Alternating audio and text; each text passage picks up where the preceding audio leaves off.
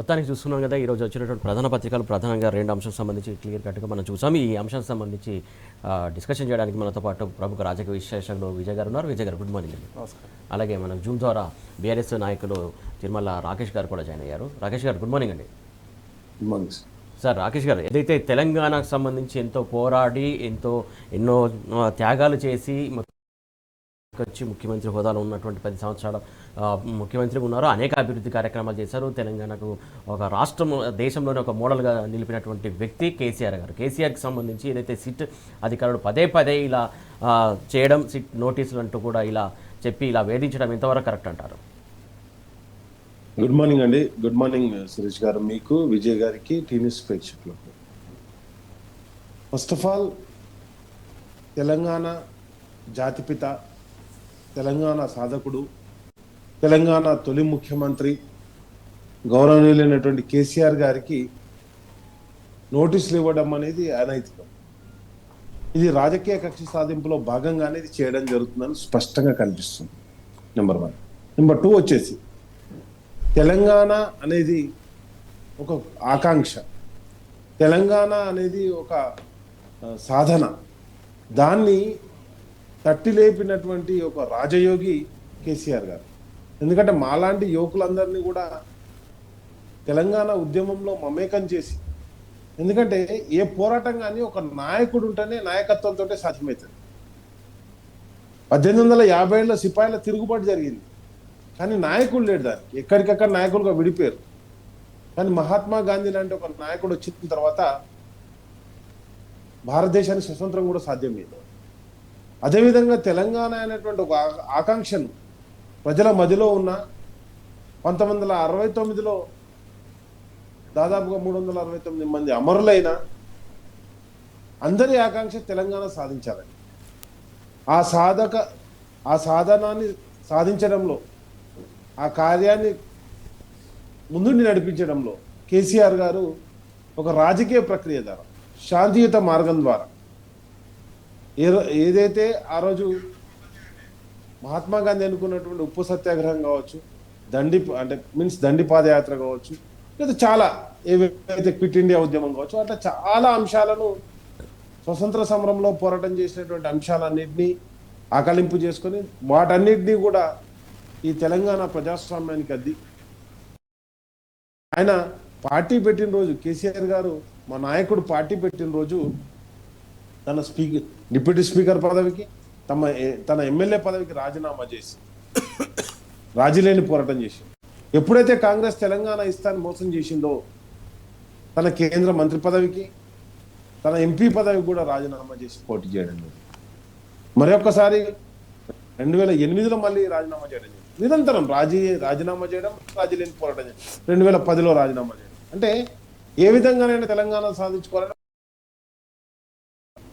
ఈరోజు కేసీఆర్ను కక్ష సాధిస్తున్నాను అనుకుంటుంది కాదు, కేసీఆర్ కాదు, తెలంగాణ సమాజం మొత్తం మీద కక్ష కట్టింది కాంగ్రెస్ పార్టీ. ఆ రోజు 1200 మంది అమరులు కావడానికి కారణమైనటువంటి కాంగ్రెస్ పార్టీ ఈరోజు మరొకసారి కేసీఆర్ గారిని వేధింపులకు గురి చేయడం ద్వారా అంటే ఈ తెలంగాణ రాష్ట్రాన్ని సాధించినటువంటి సాధకుని వేధిస్తుంది. ఆ రోజు గాడ్సే కాల్చి చంపిండు, ఈరోజు నిరంతరం కాలుస్తున్నటువంటి ఈ కాంగ్రెస్ ప్రభుత్వం గాంధీ ప్రభుత్వం కాదు, ఇది గాడ్సే ప్రభుత్వం. కాబట్టి కేసీఆర్ మీద అసలు కేసీఆర్ మీద ఎట్లా కేసు పెడతారు? అసలు ఆయన దానికి కిందికి ఎట్లా వస్తాడు? గవర్నర్ దగ్గర చేసి, అంటే నిరంతరం టెలిఫోన్ ట్యాపింగ్ అనేది జరుగుతుందని కేంద్ర ప్రభుత్వాలకు తెలుసు, రాష్ట్ర ప్రభుత్వాలకు తెలుసు. ఎందుకంటే ఎప్పటికప్పుడు దానికి ఎవరైతే రాష్ట్ర ప్రభుత్వం బాధ్యత కాదు కదా, దానికి ఎవరు బాధ్యులు? ఇన్ఫర్మేషన్ తీసుకునే వాళ్ళే ప్రైమ్ మినిస్టర్ కావచ్చు, హోమ్ మినిస్టర్ కావచ్చు, లేదా సీఎం కావచ్చు, లేకపోతే ఇంకేదైనా కావచ్చు. ఓన్లీ ఇన్ఫర్మేషన్ తీసుకుంటారు. అదే కేసీఆర్ గారు స్పష్టంగా చెప్పారు. ఒక ముఖ్యమంత్రిగా ఉన్నప్పుడు వివిధ అంశాల్లో జరుగుతున్నటువంటి అంశాలను ప్రతిరోజు కూడా ఇంటెలిజెన్స్ చీఫ్ వచ్చి బ్రీఫ్ చేయడం జరుగుతుంది. ఆ బ్రీఫ్ చేసేటువంటి ఇన్ఫర్మేషన్ తీసుకుంటాను తప్పితే సోర్స్ ఏంటి అని ఎవరు అడగం. ఈరోజు ముఖ్యమంత్రి చేయట్లేదా? మీరు నేను కాదు, వాళ్ళ మంత్రివర్గం సభ్యులే చెప్పింది మా ఫోన్లన్నీ ట్యాప్ అవుతున్నాయని చెప్పేసి. కాబట్టి ఎన్ని అంశాలు వాళ్ళకి తెలిసి కూడా వేధింపులకు గురి చేయాలని అసెంబ్లీలో ఏదైతే చెప్పిండో, ఈ రాష్ట్ర ముఖ్యమంత్రిగా ఉన్నటువంటి రేవంత్ రెడ్డి నన్ను వేధించారు, నేను వేధించింది ఓటుకు నోటు కేసులో పట్టుపడ్డప్పుడు, ముద్దాయిగా పట్టుపడ్డప్పుడు, నిన్ను అరెస్ట్ చేసిన దానికి, నువ్వు అక్రమ మార్గాల్లో అంటే ప్రవేశిని దెబ్బతీసినప్పుడు ఇళ్లకు డ్రోన్లు ఎగరేసి అరెస్ట్ చేసి తప్పితే నువ్వు ప్రభుత్వంలో పనిచేసిన ఎంపీగా ఉన్నప్పుడు, ఎమ్మెల్యేగా ఉన్నప్పుడు నిధుల దుర్వినియోగం చేసినావు కాదు కదా. కాబట్టి ఆ కక్షని ఈ విధంగా తీర్చుకునేటువంటి ఒక కుట్ర ఏదైతే చేస్తుండో తప్పకుండా దాని తెలంగాణ సమాజం మొత్తం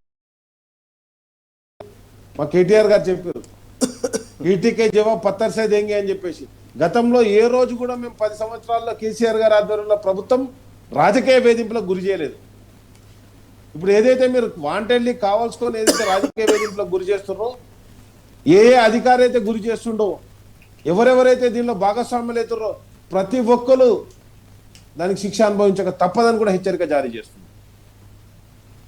మొన్ననే హరీష్ రావు గారు కూడా చెప్పారు, ఎవరు ఏ సందులో దాక్కున్నా, ఏ పొక్కలో దాక్కున్నా వట్కచ్చి మళ్ళీ వాళ్ళందరినీ రిటైర్డ్ అయిన అధికారాన్ని కూడా వేధిస్తున్నారు. మీరు ఎట్లయితే వేధిస్తున్నారో వేధింపులేవి తప్పకుండా మాకు మార్గం చూపిస్తున్నారు. మేము ఏ రోజు కూడా ఎవరిని వేధించాలని రాజకీయ కక్ష సాధింపు కావచ్చు, ఏ అధికారి కూడా ఒక్కరు కూడా దానికి బాధ్యుడు బలి కావద్దని చెప్పేసి 10 సంవత్సరాలు చాలా జాగ్రత్తగా పరిపాలన కొనసాగించారు. నీ ఓటుకు నోటు కేసు డైరెక్ట్ పట్టుబడితే దాని మీద నీకు వేధింపులు గురి చేసామా, చక్కగా తీసుకుపోయినాం, కోర్టులో పెట్టాం, కోర్టులో కేసు నడుస్తాను. కానీ మీరు ఏదైతే కుట్రపూరితంగా ఈరోజు చర్యలకు పాల్పడుతున్నారో తప్పకుండా ప్రతి బీఆర్ఎస్ కార్యకర్త కూడా సిద్ధమవుతాడు. ఈరోజు గ్రామాలలో వేధింపులకు గురి చేయడం అంతేందుకండి, మున్సిపల్ ఎలక్షన్లు జరుగుతున్న క్రమంలో కరెక్ట్గా మాకు మున్సిపల్ ఎలక్షన్లు వస్తే రాష్ట్రం మొత్తం మున్సిపల్ ఎలక్షన్ కోడ్ ఉంటుంది. ఈ కోడ్ టైంలో మా రాష్ట్ర అధ్యక్షునికి ఎట్లా ఇస్తారు? ఆయన అందరికి ఏ ఫామ్స్ ఇవ్వాలి, బీ ఫామ్లు ఇవ్వాలి, ఆయన పనిలో ఆయన ఉంటే నువ్వు నోటీసులు ఎట్లా ఇస్తావు? అసలు ఏం అధికారులకు ఏం ఇంగిత జ్ఞానం లేదా? ఎలక్షన్ టైంలో ఇచ్చేయచ్చా ఒక పార్టీ అధ్యక్షునికి? పార్టీ అధ్యక్షుడిని అంటే మా ఎలక్షన్లు కూడా పాల్గొనకుండా రిస్ట్రిక్ట్ చేయాలని ఎప్పుడు భయపడలేదండి. కేసీఆర్ అంటే ఏ రోజు కూడా భయపడలే. కేసీఆర్ అంటే ఆయన మా ముందుండి నడిపించినటువంటి నాయకుడు. ఆయన వెనుక లక్షలాది మంది కార్యకర్తలను సిద్ధంగా ఉన్నాం. ఆయన ఒక్క పిలుపునిస్తే ఈరోజు శాంతి భద్రత కాదా, పాలన కూడా కొనసాగదని చెప్పేసి హెచ్చరిక జారీ చేస్తున్నాం. నేనేమంటున్నానంటే కేసీఆర్ గారిని ముట్టుకోవడం అంటే సరే, మీరు ఆయన కూడా ఏ రోజు కూడా చట్టానికి అతీతంగా మాట్లాడలే. తప్పకుండా మీరు ఏదైతే ఉన్నదో సిఆర్పి 160 యాక్ట్ కింద నేను ఎక్కడుంటే దాంట్లో ఉన్న యాక్ట్ ఏంది? ఇక దానికి నువ్వు వెసులుబాటు ఇచ్చింది ఏంది? నా కమిషనరేట్ పరిధిలోకి రా, హైదరాబాద్ నీ కమిషన్ జాగిరా, నువ్వు జూబ్లీహిల్స్ పరిధిలో సార్ ఇల్లు రాదు కదా, ఆయన ఎక్కడుంటే అక్కడికి పోయి ఎంక్వైరీ చేయాలి కదా. మరి దాన్ని నీ దగ్గర రమ్మని చెప్పడైంది? ఆయన సిఆర్పి కింద ఎట్లా నోటీసులు ఇస్తావు? అంటే భారతదేశం చేసినటువంటి యాక్ట్లను కూడా ఒప్పుకుంటలేవా? కాంగ్రెస్ పార్టీ ఉన్నది కాబట్టి మేము చేసిన యాక్ట్లో ఒప్పుకుంటాం, బ్రిటిష్ యాక్ట్లో ఒప్పుకుంటామని చెప్తురా? ఏం చెప్తున్నారు అసలు మీరు? ఓకే, కాబట్టి మొత్తాన్ని కూడా చట్టానికి అతీతంగా ప్రవర్తిస్తున్నారు. సిఆర్పి యాక్ట్లో ఉన్నటువంటి దానికి కూడా అతీతంగా ప్రవర్తిస్తున్నారు. వృద్ధులకు, మహిళలకు అంటే 60+ వాళ్ళకు, మహిళలకు వాళ్ళు ఎక్కడుంటే అక్కడ పోయి ఎంక్వైరీ చేయాలి. ఆయన ఏం పారిపెట్టానా? తెలంగాణ రాష్ట్ర కార్యసాధకుడు తెలంగాణలో ఉన్నట్టు, తన కాన్స్టిట్యూన్సీలో ఉన్నాడు, తన ఇల్లు కూడా ఎర్రవెల్లిలోనే ఉన్నది. ఆయనకు వ్యవసాయం అంటే మక్కువ. వ్యవసాయ క్షేత్రంలోనే ఇల్లు కట్టుకున్నాడు, వ్యవసాయం నడిపిస్తుండు. నీళ్ళక రియల్ ఎస్టేట్ చేసాడు, దందా చేసేటోడైతే రోజు పొద్దుగాల హైదరాబాద్ ఉంటాడు. నువ్వు చెప్పినావు కదా, కాంగ్రెస్ పార్టీలు అన్నారు కదా 100 బెడ్రూమ్ ఇల్లు రా చూస్తుందా, మరి ఎర్రవెల్లికి రా, లేకపోతే నందినగర్ రా, డబుల్ బెడ్రూమ్ ఇల్లు ఉంటుంటారు. 10 సంవత్సరాలు ముఖ్యమంత్రిగా చేసి నీ లెక్క జూబ్లీహిల్స్ ఏది ప్రగతి భవన్లో పెళ్లిళ్ళు పేరెంటాలు చేయలే కేసీఆర్ గారు ఏ రోజు. రైట్ అండి, ఇవన్నీ ప్రజలు గమనిస్తున్నారు. కేసీఆర్ గారు కూడా తప్పకుండా ఏదైతే ఉన్నా చట్టానికి లోబడే ఉంటున్నాం, కానీ చట్టానికి అతీతంగా అధికారులు ఎవరైతే ప్రవర్తిస్తారో వాళ్ళందరూ కూడా దీనికి బాధ్యులు కాక తప్పదని. ఓకే, మొత్తానికి ఏదైతే కావాలనే రాజకీయ కక్షపూరితంగానే కాంగ్రెస్ వ్యవహరిస్తుంది, సిట్ నోటీసులు పేరిట వేధింపులకు గురి చేస్తుంది. ఏదైతే వయసు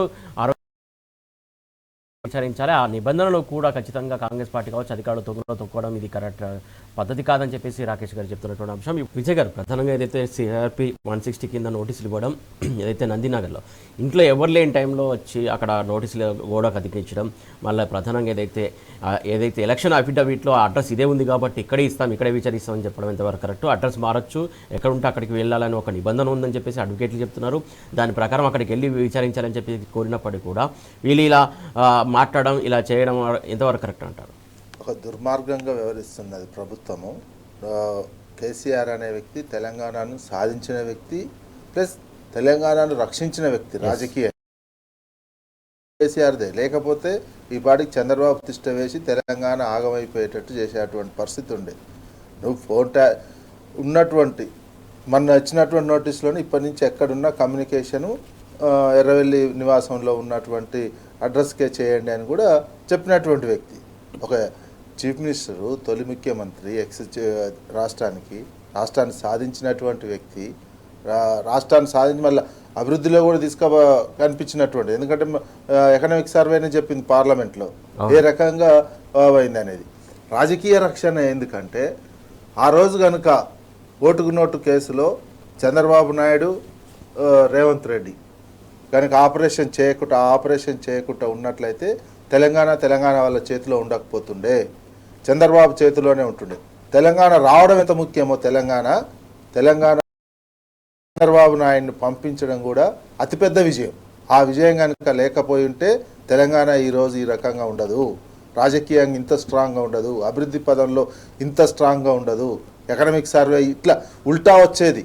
మొత్తం తెలంగాణ రాష్ట్రం ఏర్పాటు చేయడమే ఒక పెద్ద చారిత్రక తప్పిదంలాగా చూపించేటువంటి పరిస్థితి వచ్చేది. దేశం ముందు నవలపాలయ్యే పరిస్థితి వచ్చేది.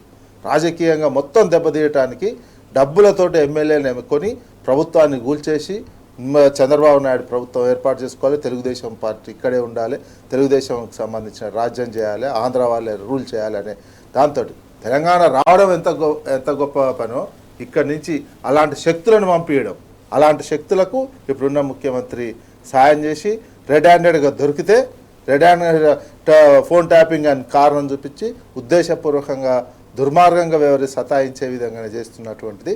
అది నీ వ్యక్తిగత యుగో కోసంగా తెలంగాణను సతాయించినట్లు లెక్క. ఇది కేసీఆర్ని ఇట్లా నోటీసులు ఇచ్చి ఎట్లా పడితే అట్లా చేయడం అంటే తెలంగాణనే, ఎందుకంటే తెలంగాణ సాధకుడు, తెలంగాణ రక్షకుడు, రెండు, రాజకీయ రక్షణ, అభివృద్ధి రక్షణ అన్నిటికీ ఆయన చేసినటువంటి వ్యక్తి.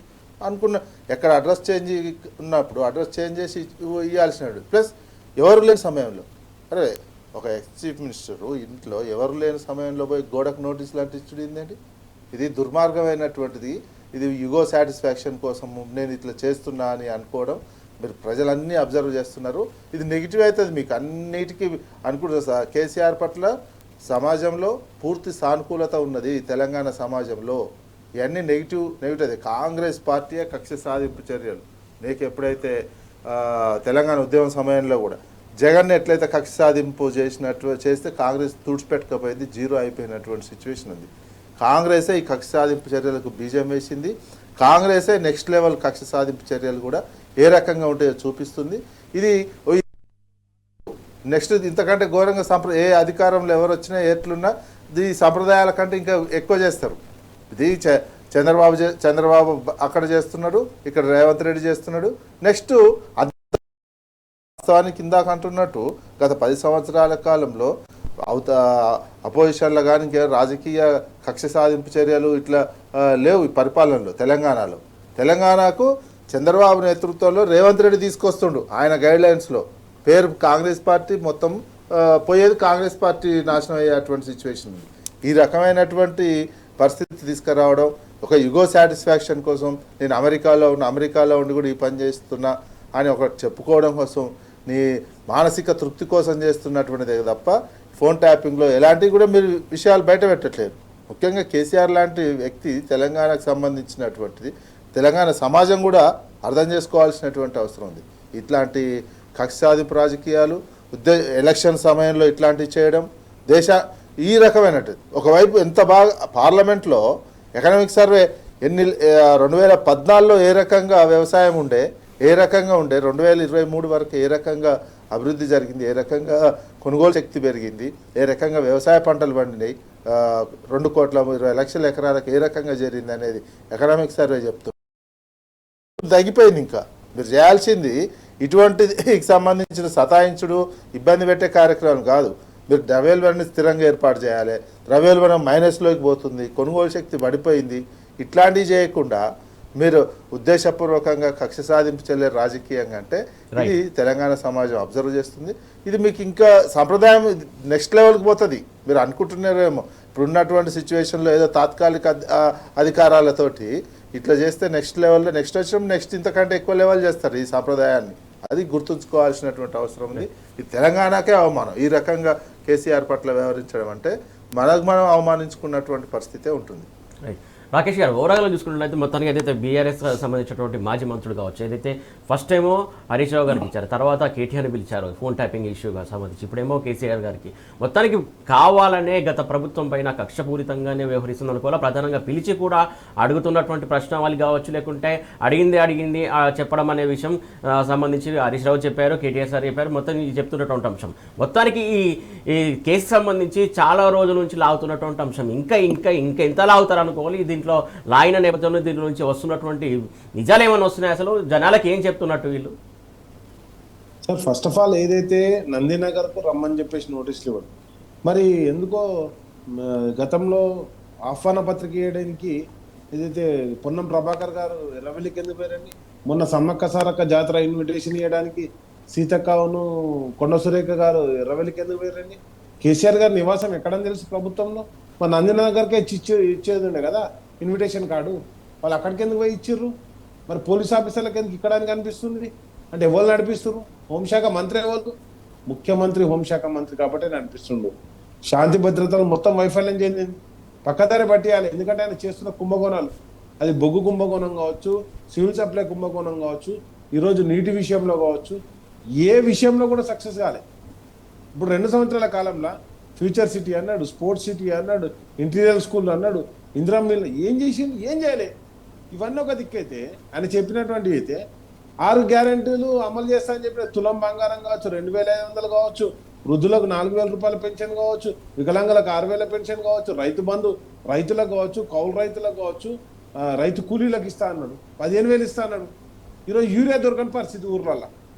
అంటే మొత్తం మీడియా అటెన్షన్ డైవర్షన్ చేయడానికి కార్యక్రమం పెట్టుకున్నాడు తప్పితే ఆయన ఏ రోజు కూడా అక్కడికొచ్చే పని ఇది కూడా చేయదు. కాబట్టి కేసీఆర్ని ఏమడుగుతావు? ఇంకోటి నేను ఏమంటున్నానంటే, ఇప్పుడు కేసీఆర్ గారిని అడగడానికి ఏమున్నది? ఇదంతా ఒక అంశం అయితే కేటీఆర్ గారి విషయంలో ఈ కార్ రేసింగ్ అది ప్రాబ్లం అయిందని చెప్పేసి ఇప్పటికి 3 సార్లు ఎంక్వైరీకి పిలిచి, హరీష్ రావు గారిని కాళేశ్వరం ప్రాజెక్ట్ అని ఆయన ఎంక్వైరీకి పిలిచి, ప్రాజెక్ట్ మీద మనం చూసినాం. First dam safety authority report తీసుకుంటారు, నెక్స్ట్ విజిలెన్స్ రిపోర్ట్ తీసుకుంటారు, 1.5 year నడిపిస్తారు, ఎక్కిస్తారు. మరి నువ్వు ఎందుకు నడిపించినట్టు విచారణ? అండ్ నెక్స్ట్ వచ్చేసి దీంట్లో కూడా అంటే ఆల్రెడీ ఈ కార్ రేసింగ్ లో వేధింపులకు గురి చేయడం, పైసలు డైరెక్ట్ ఈ కార్ రేసింగ్ ఆడికి పోయినాయి, ఇక్కడ పైసలు ఉన్నాయి, బొర్రేది బర్రే అని చెప్పిన కాడ మళ్ళీ దాన్ని పట్టుకొని లేదు ఇట్లయితే అని చెప్పేసి వేధింపులకు గురి చేయడం. ఒక అంశం అయితే కాళేశ్వరం ప్రాజెక్టులో ఎప్పుడైతే ఎల్ఎన్టీకి బాబు నువ్వు రిపేర్ చేయి అనగానే వెంటనే నేను చేస్తాను ఒప్పుకున్నాడు ఆయన. నువ్వు రిపేర్ ఎందుకు చేయించుకుంటలేవు? వాడేం డబ్బులు అడగాలి కదా, ఎలాంటి వాళ్ళు ఫ్రీగా చేస్తా అంటారు, మెయింటెనెన్స్ కింద మేము దాన్ని మొత్తం రిపేర్ చేసి ఇస్తామంటారు. మరి దాన్ని ఎందుకు చేయించుకుంటలేవు? మళ్ళీ దానికి తత్తారం 2 సంవత్సరాల కాలం గడిచిపోయి పనిచేయడానికి వర్క్ అక్కడ ఎలాంటి సిద్ధంగా ఉన్నా కానీ దాని మీద ఎంక్వైరీ, దాని మీద కమిషన్. మరి ఘోష్ కమిషన్ ఏం తెలిసింది? ఆ రోజు పిలిస్తే కేసీఆర్ గారు రాలేదా? అటెండ్ కాలేదా? అటెండ్ అయిన తర్వాత కూడా నీ దగ్గర ఏం రిపోర్ట్ ఉన్నది? బయట పెట్టు. అక్కడెక్కడ తప్పు చెప్పిందా? సిటీ ఒక రిటైర్డ్ జడ్జితో చేయించినావు కదా, మరి తప్పు ఎక్కడ జరిగిందన్నది ఎక్కడ తప్పు జరగలే.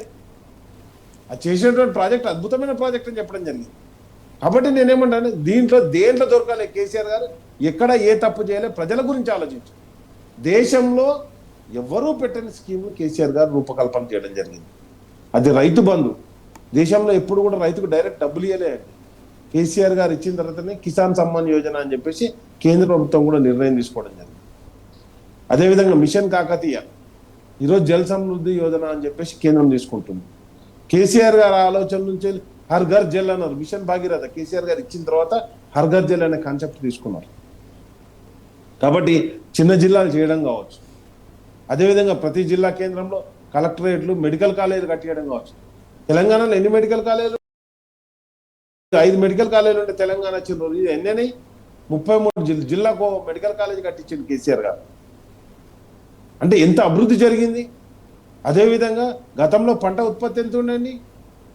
3 లక్షల మెట్రిక్ అంటే 67 లక్షల మెట్రిక్ టన్నులు ఉన్నటువంటి ధాన్యాన్ని 3 కోట్ల మెట్రిక్ టన్నుల ధాన్యాన్ని తీసుకుపోయింది కేసీఆర్ గారి ఆధ్వర్యంలో. ఆయన చేసిన ప్రతి ఒక్కటి గ్రోత్ రేట్ చూడండి మీరు. ఈరోజు జిఎస్టీ మైనస్లకు పోయింది. కేసీఆర్ గారు ఉన్నప్పుడు భూముల ధరలు ఎట్లుండండి, ఆకాశాన్ని అంటుతుండే, అద్భుతంగా ఉండే. ఈరోజు ఏమైంది?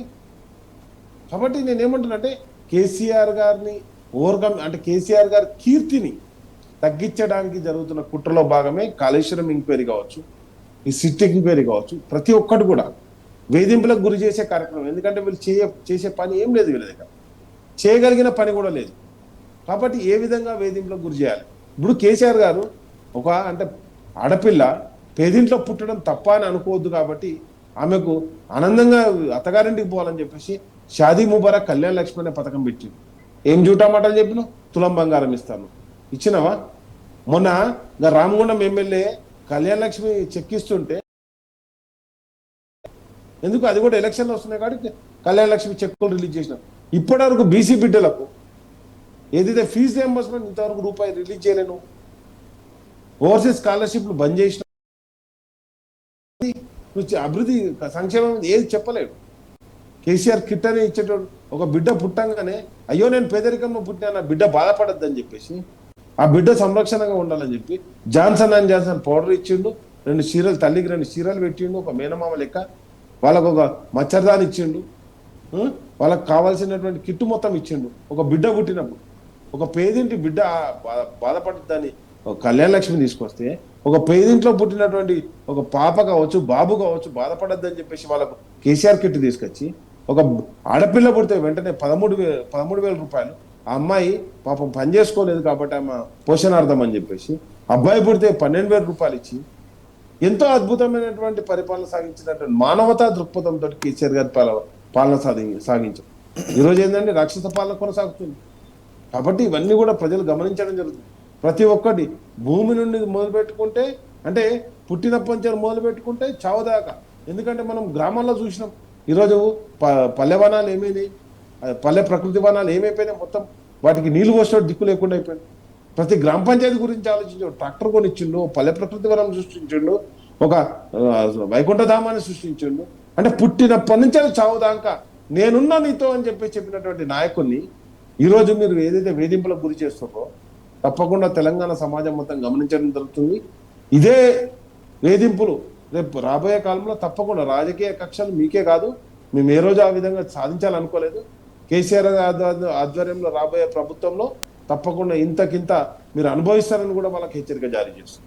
ఓకే అండి, మొత్తానికి ఏదైతే రాజకీయ కక్ష సాధింపుల కోసం ఇదంతా నోటీసులు, ఆ నోటీసులు ఈ కేసు ఆ కేసు అనుకుంటాం అనేక రకాల కేసులు పెడుతుంది తప్ప అభివృద్ధి అంటేనే బీఆర్ఎస్ సర్కార్ టైంలో, కేసీఆర్ సర్కార్ టైంలోనే జరిగింది తప్ప అనేక అంశాల గురించి రాకేష్ గారు ప్రస్తావించారు. ప్రధానంగా అభివృద్ధి అంటే అది ఏదైతే కేసులు కక్షపూరితమైనటువంటి సంబంధించినటువంటి విషయాలతోటే కాంగ్రెస్ ఈ 2 సంవత్సరాల నుంచి కాలయాపన చేస్తుంది, ఇంకా సాగదీస్తూనే ఉంటుంది. ఇంకా ఎందుకంటే అభివృద్ధి చేసే రకాలు కావు. కాంగ్రెస్ అంటే ఎంత ప్రజలు మోసం చేస్తుంది అనేది మనం చూస్తూ ఉన్నాం. గతంలో ఎన్నో సంవత్సరాల క్రితం చూసాం, అలాగే ఇప్పుడు కూడా మళ్ళీ అదే పరిస్థితి కనబడుతుందని చెప్పేసి రాకేష్ గారు చెప్తున్నటువంటి అంశం. మొత్తానికి విజయ్ గారు చూసుకున్నట్లయితే ఇదే నీటి వాటర్లకు సంబంధించి కావచ్చు, సిడబ్ల్యూసీ మీటింగ్ కావచ్చు, ప్రధానంగా నీటికి సంబంధించి తెలంగాణకు అన్యాయం చేస్తున్నటువంటి అంశం కావచ్చు, అధికారులు ఎలాగ ఏపీకి సపోర్ట్ చేస్తున్నారనే విషయం నిన్న చూస్తూ ఉంటే మనకు అర్థమైనటువంటి విషయం.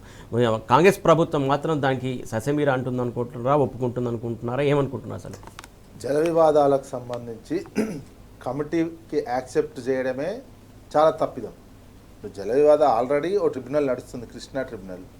గోదావరి ట్రిబ్యునల్ వేసుకోవాల్సినటువంటి అవసరం ఉంటుంది పంచుకోవడానికి. వాళ్ళు చంద్రబాబు నాయుడు తిప్పినటువంటి చక్రంలో, చంద్రబాబు నాయుడు వేసినటువంటి వ్యూహంలో, చంద్రబాబు నాయుడుకి ఏది కావాలనో వ్యూహం కూడా కాదు, ఆయన ఏది అడగడమే ఆలస్యము, గురువుగా ఈయన ఇచ్చేస్తున్నటువంటి శిష్యునిగా ఈయన ఇచ్చేస్తున్నటువంటిది కనిపించింది. వీళ్ళది ఆ బ్యాగ్ కానించి దోస్తానమే కదా, బ్రీఫ్డ్ మీ అన్న కానించి 50 లక్షలు పెట్టి తెలంగాణ ప్రభుత్వాన్ని కూల్చేయాలన్న కానించి దోస్తానంతో క్రమంగా ఉద్యమ సమయంలో కూడా తుపాకి పట్టుకొని పోయినటువంటి ఇప్పుడు ఉన్నటువంటి ముఖ్యమంత్రి ఉద్యమకారుల మీదకి.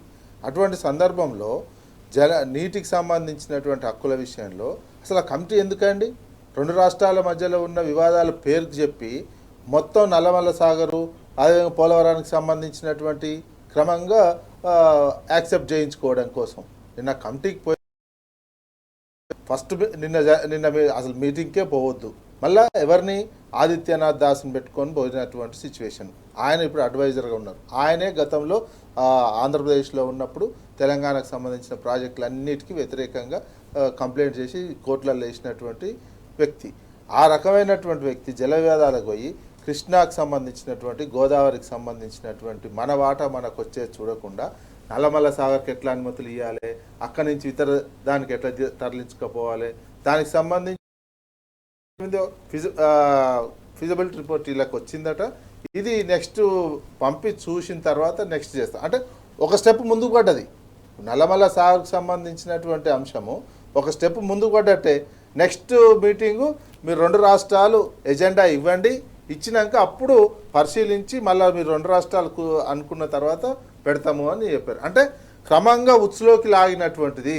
ఉచ్చులోకి వాళ్ళు ఏం లాగలే, ఇదంతా ప్రీ ప్లాన్ తోటి పోయి మీటింగ్ అయినట్టు, మీటింగ్లు ఇదంతా అయినట్టు తెలంగాణ ఒప్పుకుందని అనడం. ఇక రేపు నల్లమల్ల సాగర్ తర్వాత ఏంది తెలంగాణ ఒప్పుకుంది అనడం. వాళ్ళు ప్రధానికి కాళేశ్వరం ఈ ప్రాజెక్టులో అక్రమంగా కట్టిరు అనేది మనం తెలంగాణ చెప్పినటువంటి ప్రాజెక్టులకు సంబంధించినటువంటి కృష్ణా మీద ఉన్న అన్ని ప్రాజెక్టులకు అనుమతి పూర్తి స్థాయిలో ఇవ్వాలని, గోదావరికి సంబంధించిన నీటి వినియోగానికి సంబంధించిన పూర్తిగా ఇవ్వాలని అంటేనేమో సిడబ్ల్యూసి వాళ్ళు సపోర్ట్ చేయట్లేరు. వాళ్ళకు కావాల్సింది మాట్లాడము, ఏది చూసినా వాళ్ళ వైపు మొగ్గుతున్నారు. ఎందుకు? చంద్రబాబు నాయుడు చక్రం తిప్పుతున్నాడు. చంద్రబాబు నాయుడుకు ఉన్న ఎంపీల బలము, కేంద్రంలో మోడీ సహకారం, బీజేపీ ఇక్కడ బీజేపీకి 8 సీట్లు ఇచ్చినా వాళ్ళ వంతే పడతారు. బీజేపీ అయినా కాంగ్రెస్ అయినా ఇక్కడ రేవంత్ రెడ్డి బీజేపీ కలిసే నీళ్ళని దోపిడీ చేస్తున్నట్టు అనుకోవాల్సినటువంటి అవసరం ఉన్నది.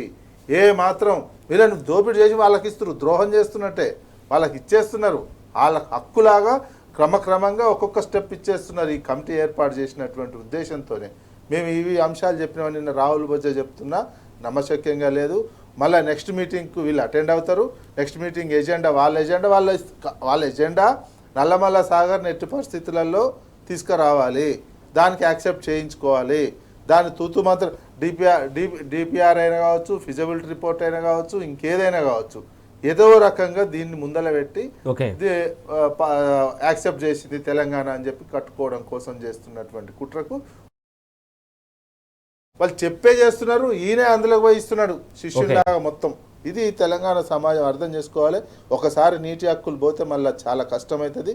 తెలివిగా మనం అందుకే ఇప్పుడేదో నీళ్ళు ఇప్పుడు పొలాలకు ఈజీగా వస్తున్నాయి, వాటర్ ఈజీగా దొరుకుతుందని అనుకుంటున్నారు. భవిష్యత్తు కోసం ఆలోచించాల్సినటువంటి అవసరం ఉంది. రైతాంగం కూడా స్పందించాల్సినటువంటి అవసరం ఉంది. ఎప్పటికప్పుడు రాజకీయంగా తిప్పికొడితే తప్ప ఇది బ్రేక్ పడదు. లేకపోతే దొంగతనంగా ఎత్తుకపోతూనే ఉంటుంది ఇదంతా. వాళ్ళ మీడియా చూడవు.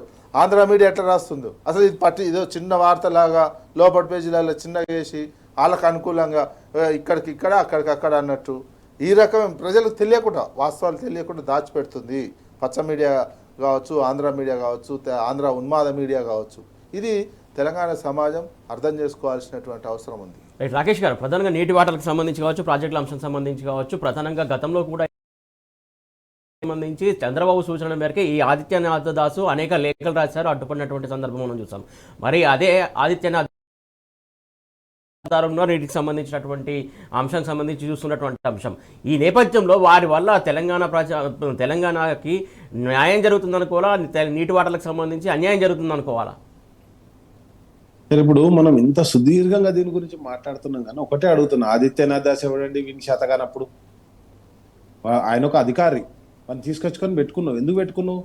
చంద్రబాబు నాయుడు అపాయింట్ చేసి వచ్చి పెట్టుకున్నావు. నువ్వు తెలంగాణకు కట్టిన ప్రాజెక్ట్ ఏంది? పాలమూరు ఎత్తిపోతలు ఎందుకు కంప్లీట్ చేస్తలేవు? 45 TMSలకు ఎందుకు తగ్గించుకున్నావు? కాళేశ్వరం ప్రాజెక్టును రిపేర్ ఎందుకు చేస్తలేవు?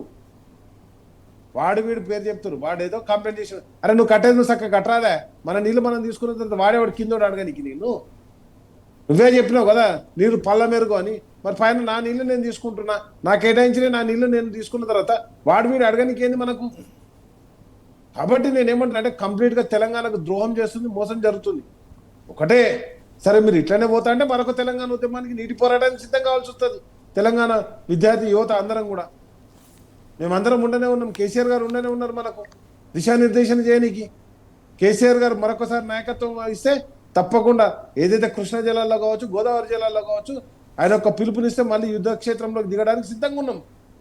తెలంగాణ నష్టపోతా అంటే చూస్తూ ఊరుకోం కదా. కాంగ్రెస్ పార్టీ నష్టం చేస్తుంటది, బీజేపీ పార్టీ తమాషా చూస్తుంటది.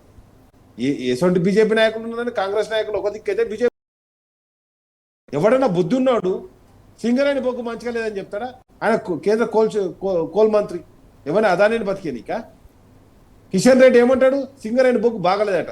రా, బొగ్గులైతే తెలుస్తుంది నీకు.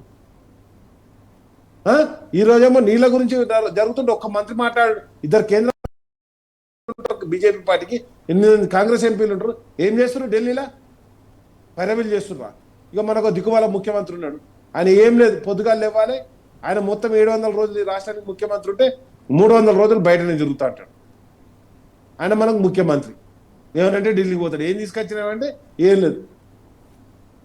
ఏదంటారు ఎందుకంటే కాశీకి పోయి కొంగ ఏదో తీసుకొచ్చింది అన్నట్టు ఈయన తాపక ఢిల్లీకి తిరుగుడు తప్పితే ఇంకో పని లేదు. అరే మీరు చేయాల్సిందేంది? నిరంతరం నీటి గురించి డిస్కషన్ జరుగుతుంటే హరీష్ రావు గారు ఎన్ని ప్రెస్ మీట్లు పెట్టిండు. అరే ఇట్లా కాదు, ఇట్లా ఆయన ప్రెస్ మీట్ పెట్టినప్పుడే లేఖ రాస్తారు, అడవి కూర్చొని వస్తారు. ఇప్పుడు నీకన్నా తెలవాలి, తెలిసిన అడగాలి. అది లేదు, ఇది లేదు. అరే గతంలో ఏదైతే 65 ఏళ్లలో తెలంగాణ 2014 తెలంగాణ వచ్చేంత వరకు ఏది నష్టం అయితే జరిగిందో 2023 రాగానే మళ్ళీ అదే నష్టం జరుగుతుంటే మరి తెలంగాణ సాధించదేనికి? తెలంగాణ కోరుకున్నదే గ్రామాల్లో ఉంటున్నటువంటి తెలంగాణ ప్రజలు బాగుండాలని చెప్పేసి నీటితోటే కదా, నాగరికత ఉండేదే నీటితోటి. దాని గురించి కదా మనం అద్భుతమైన ప్రాజెక్టులు కట్టుకున్నాం, అద్భుతమైన ప్రగతిని సాధించినాం. ఇంతవరకు ఇప్పుడు కొడంగల్ లిఫ్ట్ ఇరిగేషన్ అని పెట్టాడు. ఆ 2 ఏళ్ళు అయితే తట్టడి మట్టి తీయాలి అడిగించి. నువ్వు ఎంపిక పెట్టుకున్నావు? పాలమూరు ఎత్తిపోతలకు మీ మామ పేరు పెట్టుకున్నావు, జయపాల్ రెడ్డి. ఆయన బండ పెట్టింది లేదు, ఇటుక కట్టింది లేదు. సరే నువ్వు పేరు పెట్టుకుంటే పెట్టుకున్నావు, మరి దాన్నన్నా కంప్లీట్ చేయాలి కదా.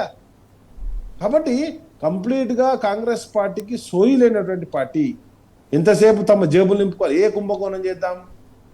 అది బొగ్గు కుంభకోణం చేద్దామా, లాగుచర్ల భూములు కుంభకోణం చేద్దామా, లేకపోతే అన్నదమ్ములకు బయోటెక్ కంపెనీలను అంటగడదామా, లేకపోతే ఫ్యూచర్ సిటీ అని చెప్పేసి రియల్ ఎస్టేట్ వెంచర్ చేద్దామా, లేకపోతే కంచకచ్చి యూనివర్సిటీ భూములను తాకట్టు పెడదామా? ఇదే దాస, ఇదే పని. ఏ ఇండస్ట్రియలిస్ట్ను తుపాకీ పెట్టి బెదిరిద్దాం, ఎవరిని ఇంటికి పిలిచి సెటిల్మెంట్ చేద్దాం, ఏ సినిమా ఆర్టిస్టులను వాడు మంచి సినిమా తీస్తానుకో 1000 కోట్లు వచ్చినంటే నాకేమి ఇస్తావు, వాడిని అరెస్ట్ చేసి లోపడేద్దామా? చూస్తున్నాం కదా మనం. ఏం చేస్తున్నారు వీళ్ళు? ఏదైనా పని చేస్తుర్రా? అరే తెలంగాణ నీటి కోసతోటే కదా, తెలంగాణ నీటితోటే కదా ప్రాబ్లం అయింది.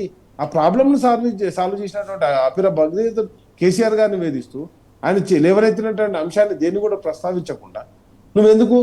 ఇప్పుడు మనం ఏది పాలమూరు ఎత్తిపోతలు తీసుకున్నాం, దానికి 8 అనుమతులు వచ్చినాయి, ఇంకొక 3 అనుమతులు వస్తే అయిపోయాయి.